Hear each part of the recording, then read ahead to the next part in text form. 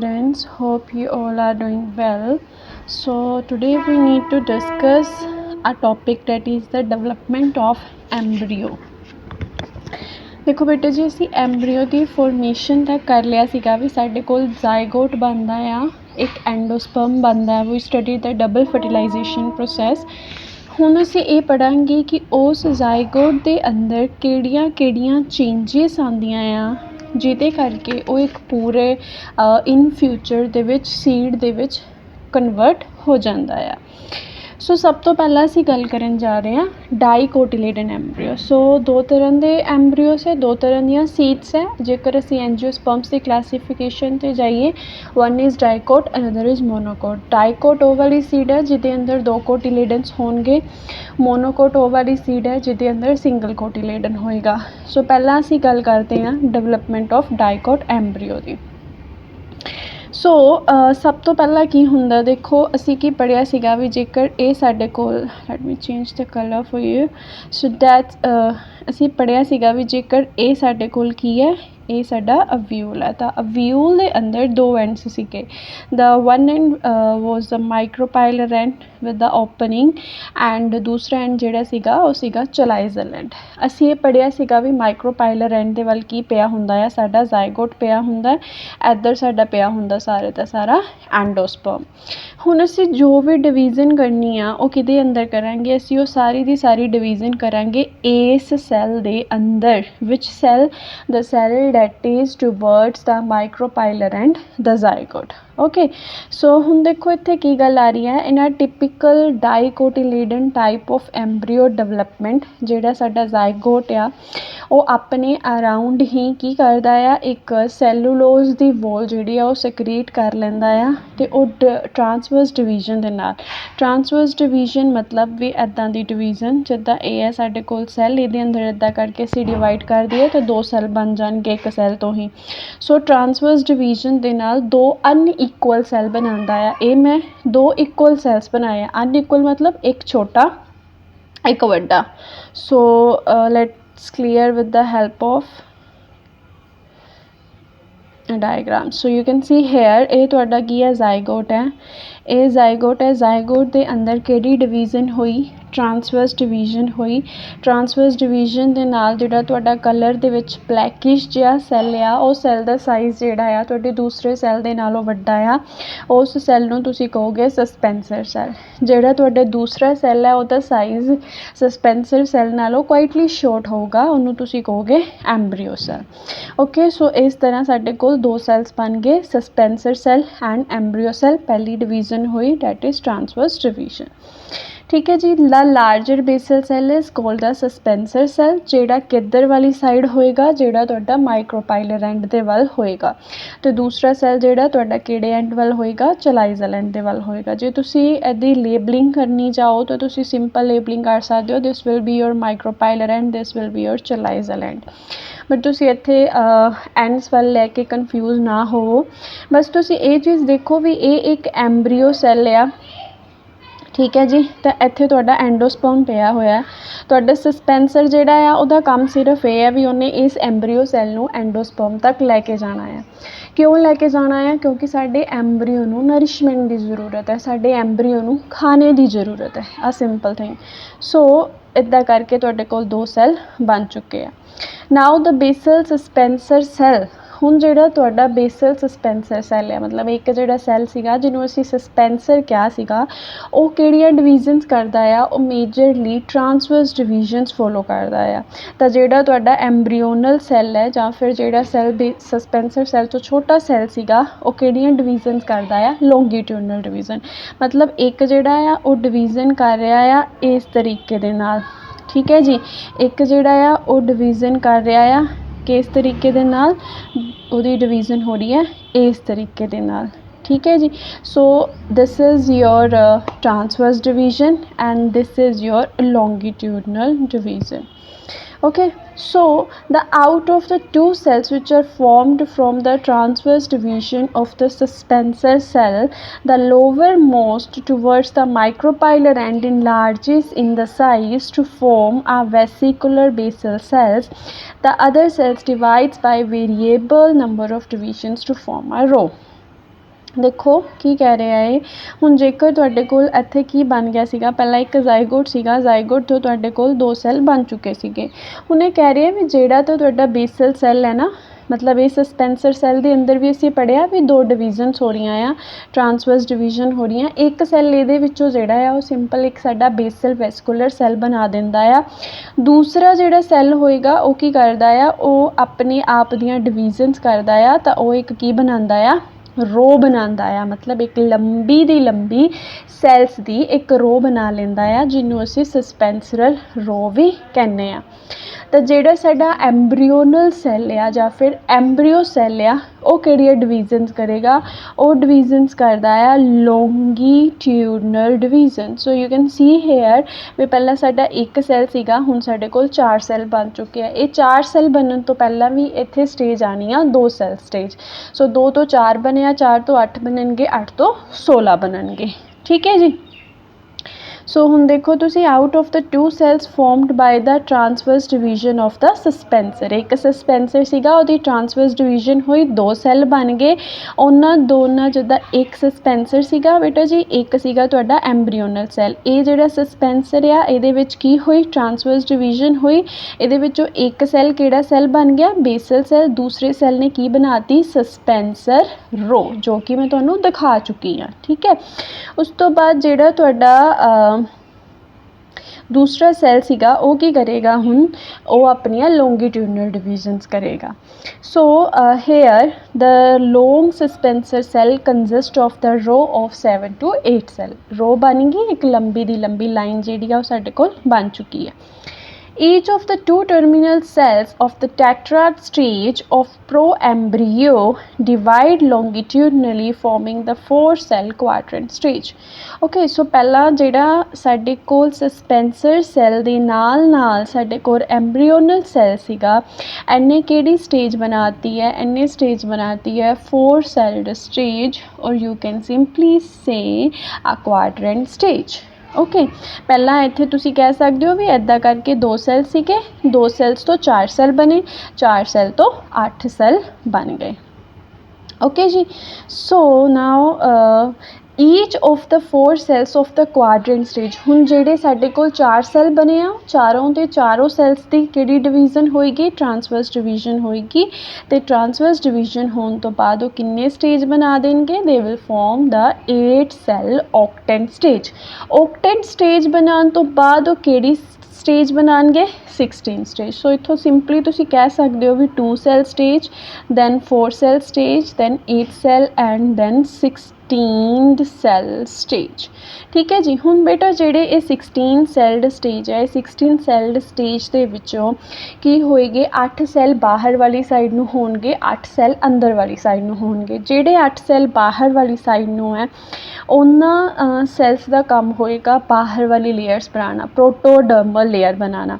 जेडे inner cells है उन्हां दा अगे काम होएगा इनर वाले मेरिस्टेमेटिक टिश्यूज़ नूं बनाना सो पढ़ते हैं देखो each of the 8 cells of the octant stage then divides by the periclinal divisions बेटा पेरिक्लाइनल डिवीजनस में तुहानूं फस्ट लैक्चर च दस्सिया सीगा भी जदों कोई भी सैल इस तरीके दे नाल डिवाइड करदा है जेकर so if this is a cell जेकर ये सैल इस तरीके नाल डिवाइड कर रहा मतलब इदा बहुत सारे सैल्स सीगे वो सैल्स इदा करके रो बन गया 2 रोज बन गया फिर तुसी कहोगे पेरिक्लाइनल डिवीजन जो बहुत सारे सैल्स सीगे उन्हां दे नंबर इनक्रीज कर रहा मतलब उन्हां दे विच लॉन्गिट्यूडनल डिवीजन हो गई उन्होंने तुसी कहोगे एंटीक्लाइनल डिवीजन मेजरली 90 डिग्री दे एंगल नूं फॉलो करदी आ पेरिक्लाइनल डिवीजन जस्ट रोज बनाती है सो जेडे 8 सैल ऑक्टेंट स्टेज आ उहदे अंदर पेरिक्लाइनल डिवीजनस हुई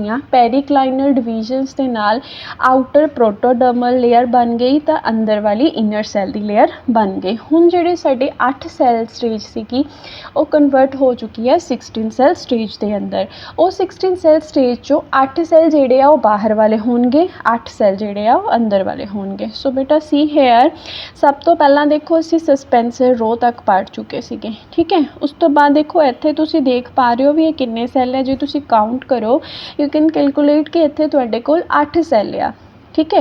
ये 8 सैल तुहानूं दिख रहे हैं, 8 सैल ही इन्हां दे पिछे होणगे। दिस इज़ अ 8 सैल्ड एम्ब्रीओ स्टेज ना। जेकर आपां 16 की गल करिए तो 16 दे विच की होएगा भी यही 8 दे अंदर जदों ट्रांसवर्स डिवीजन हो चुकी आ तो उन्होंने की कर दिता आ 16 सैल्स बना दिते ने। ठीक है जी। हुण 16 सैल्स दे विचों जिहड़े सैल्स तां बाहर वाले वो की बनाएंगे प्रोटोडर्मल, मतलब बाहर वाली लेयर, बाहर वाले सैल क्या जाएगा। तो जिहड़े 8 सैल्स ने वो अंदर वाली साइड होंगे। ठीक है जी। Now you can see here the 8 protodermal cells divide by anticlinal divisions to form the epidermis। हुण बाहर वाले सैल्स आ, बाहर जिहड़ियां लेयर्स हुंदियां, बाहर किहड़ी लेयर हुंदी है, बाहर हुंदी है तुहाडी एपिडर्मिस। सो ये एपिडर्मिस बनाणगे। जिहड़े 8 अंदर वाले सैल्स आ वो अलग अलग प्लेन्स दे विच डिवाइड करनगे तो अलग अलग टिश्यूज़ बना देणगे। किहड़े किहड़े टिश्यूज़ बनाणगे, तुहाडा ग्राउंड मेरिस्टेम बना देणगे, तुहाडा प्रोकैम्बियम बना देणगे, हाइपोकटाइल दा, प्लूम्यूल दा, कोटिलीडन्स दा। ठीक है जी। So you can see here बेटा इत्थे देखो इन्होंने सारा कुछ लिखा होया, procambium, your ground meristem, okay, your dermatogen, root cap, root tip. Okay so बेटा जी ये कित्थों बने, ये तुहाडा प्रोकैम्बियम, ग्राउंड मेरिस्टेम, ये सारे जिहड़ी साडी 16 सैल स्टेज सीगी उहदे अंदर वाले जिहड़े इनर सैल सीगे उन्हां दियां एंटीक्लाइनल डिवीजन्स दे नाल बने। ओके जी। नाउ इत्थे तक क्लीयर है। हुण देखो जिहड़ा सस्पेंसर सैल है बेटा, जिहड़ा सस्पेंसर सैल तुहाडा एम्ब्रीओ दे बिल्कुल करीब हुंदा आ, मतलब जेकर ये तुहाडी रो है पूरी दी पूरी एम्ब्रीओ दी रो है तो ये जिहड़ा सैल होएगा जिहड़ा एम्ब्रीओ दे बिल्कुल करीब आ सस्पेंसर दा, you can say this sort of cell, इनू तुसीं कहोगे हाइपोफाइसिस। इस सैल दा नाम है हाइपोफाइसिस। ओके जी। हाइपोफाइसिस दे विच फिर तो डिवीजन्स हुंदियां आ तो वो भी 3 टायर्स ऑफ सैल्स बनांदा। 3 टायर्स मतलब 2 2 तो 4 4 तो 8 अद्धा करके 3 टायर्स बनांदा। वो अलग अलग लेयर्स आ। ठीक है। इन्हां 3 टायर्स दे विचों जिहड़ी सब तो अंदर वाली टायर आ जिहड़ी एम्ब्रीओ दे वल नूं होएगी वो की बनाएगी, वो एम्ब्रीओनिक पार्ट ही बनाएगी ना। सो इस करके जिहड़ी सब तो अंदर वाली होएगी वो बनाएगी तुहाडी रेडिकल दे पोर्शनस। ओके। जिहड़ी मिडल वाली होएगी वो तुहाडी बनाएगी रूट दा कैप, रूट दी प्रोटोडर्म। देखो जेकर हुण रेडिकल बन गई है, रेडिकल जिहड़ी है उन्हें इन फ्यूचर की बनाना है, उन्हें इन फ्यूचर रूट बनानी है। हुण उस रूट नूं प्रोटैक्ट करन वास्ते उहदे जिहड़े पोर्शनस आ वो भी उहदे नेड़े ही होने चाहिए है। सो जेकर इनर रूट बना रही है तो मिडल वाली रूट कैप बना देगी, रूट प्रोटोडर्म बना देगी। ओके सो दस जिहड़े मिडल ते आउटर टायर है वो रूट कैप ते रूट प्रोटोडम बना रहे हैं, इनर वाले ने रेडिकल बनाती। सो जेकर ऑल अलोंग देखा जाए तो जिहड़े तुहाडे इनर वाले सैल्स है जो भी सारे दे सारे सैल्स है वो की बना रहे हैं, वो तुहाडे बना रहे हैं रूट एपिकल मेरिस्टेम। जिहड़े तुहाडे हाइपोफाइसिस दी डिवीजन दे नाल जिन्ने भी सैल्स बने उन्होंने सारा दा सारा रूट दा पोर्शन बना दिता। ओके ये सीगा सस्पेंसर का काम। उस तो बाद हुण जिहड़ा तुहाडा एम्ब्रीओ है बेटा उहदी भी जिहड़ी शेप है वो चेंज होंदी रहेगी।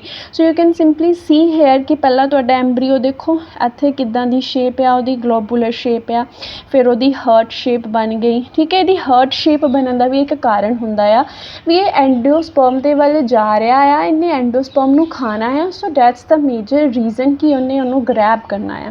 देखो इत्थे फिर तो नाउ हर्ट शेप का एक ये भी काम कह सकते हैं। दूसरा असी कोटिलीडन्स की फॉर्मेशन करवानी है। कोटिलीडन्स साडे कोल 2 होने चाहिए है। सो हर्ट शेप जिहड़ी है वो लेटर साडे 2 कोटिलीडन फॉर्मेशन दे विच भी हैल्प करती है। ओके जी बेटा हुण देखो इत्थे जेकर तुसीं आ वाली इमेज देखो तो तुहानूं पता लगेगा भी इत्थे रूट कैप भी ड्रॉ कीता है, रूट टिप भी ड्रॉ की है। तो ये कित्थों बने ने, सारे दे सारे हाइपोफाइसिस तो ही बने ने। ओके जी। सो हुण तुहाडे एम्ब्रीओ दा सैल्स दा किहड़ा की काम है जिहड़े आ वो बन चुके हैं। कोटिलीडन्स तुहाडे कित्थों बने आ, वो तुहाडे एम्ब्रीओ तो हर्ट शेप जिहड़ी आ उन्हें ही उन्हां नूं अराइज कीता होया। हुण साडे एम्ब्रीओ दा काम की है देखो at this stage the developing embryo is globular. किहड़ी स्टेज ते जदों साडा हाइपोफाइसिस भी अपने सैल्स बना रहा है। ठीक है। उस टाइम तो जिहड़ा एम्ब्रीओ ग्लोबुलर शेप है तो उहदी रेडियल सिमेट्री मतलब तुसीं उहनूं किसी भी रीजन दे विच डिवाइड डिवाइड करोगे तो ਉਹਦੇ इक्वल हाफ्स बन जाएंगे। इस टाइम ਤੇ ਉਹਨੂੰ ਕੀ ਕਿਹਾ ਜਾਂਦਾ ਆ, प्रो एम्ब्रियो। लेटर ऑन यही ਜਿਹੜਾ ਤੁਹਾਡਾ एम्ब्रियो आ, ठीक है, this is a globular shape. Okay बेटा, यही एम्ब्रियो की फिर हर्ट शेप बनेगी, उस तो बाद ही ये वाली शेप दे विच आएगा। ठीक है, mature embryo, this is pro embryo, this is the mature embryo, जी and H you can say. So देखो इत्थे तुहानूं दिखाई दे रहा है सस्पेंसर्स की रो है, तुहाडा रेड, ये प्री मैच्योर मतलब थोड़ा टाइम मैच्योर होने तो पहला कह सकते हो। This is totally mature embryo.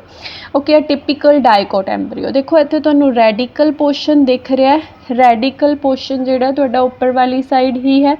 Radical root बनाएगा, उहदे उपर रूट कैप होएगी ते रूट टिप होएगी। अंदर वाला जिहड़ा सेंटर वाला पोर्शन है, दिस इज़ योर प्लम्यूल, ये तुहाडे दो कोटिलेडन्स ने। ठीक है बेटा जी, इसे ही तरह तुहाडा जिहड़ा एम्ब्रियो है उहदी डेवलपमेंट जिहड़ी है वो पूरी तरह हुंदी है। The pro embryo is ट्रांसफॉर्मड into the embryo with the development of radical. Radical का की काम है, रूट बनाना। प्लम्यूल का की काम है, कोटिलीड, प्लम्यूल का काम है शूट बनाना, तो कोटिलीडन्स तुहाडे जिथे फूड स्टोर रहेगा। ओके जी, so this is the major development. हुण इत्थे थोड़ी जी टर्म्स है, that is hypocotyl and epicotyl. देखो हाइपोकोटाइल एपीकोटाइल जिहड़े पोर्शनस होंदे आ, these are just the normal portions जिहड़े असी एम्ब्रियो दे विच देखते हैं। ओके जी, तुहाडा जिहड़ा एम्ब्रियो है, plumule, wait a second, so बेटा ये तुहाडी प्लम्यूल है। ठीक है, this is your embryonal axis you can say. So epicotyl, hypocotyl, radical, root cap and cotyledons. So बेटा एपीकोटाइल जिहड़ा तुहाडा पोर्शन हुंदा आ, सो एपीकोटाइल एंड हाइपोकोटाइल, देखो जिहड़ा कोटिलेडन्स के बिल्कुल सामने होएगा, मतलब मेन एक्सिस के बिल्कुल सामने होएगा, उन्होंने तुसीं कहोगे एपीकोटाइल। ओके, जिहड़ा कोटिलेडन्स के लैवल के बिलो होएगा, that will be the hypocotyl. या फिर तुसीं सिंपली कह सकते हो भी epicotyl towards plumule and hypocotyl towards the radical. Okay, so these are the main regions which is inform in the development of the dicot embryo. ਹੁਣ बेटा dicot ਤੇ monocot ਦੀ development almost same ਆ, बस difference ਇਹ ਹੋਏਗਾ ਵੀ ਤੁਹਾਡੇ ਕੋਲ monocot ਦੇ अंदर सिर्फ एक कोटिलेडन होएगा, सिर्फ एक। ठीक है जी, दूसरा कोटिलेडन नहीं होएगा। बट जदों असी डाइकोट की गल करांगे उदों तुहाडे कोल दोनों दे दोनों कोटिलेडन्स होंगे। So this is all about the development of the dicot embryo. देखो this is a whole chart showing the development. पहला तुहाडे कोल सब तो पहला जाइगोट है, जाइगोट दे विच डिवीजन हुई, एक सस्पेंसर सैल बनिया, एक एम्ब्रियोनल सैल बनिया, globular embryo at the 16 cell stage, then the heart shaped and then the mature embryo. Hope you like the video. Thank you very much.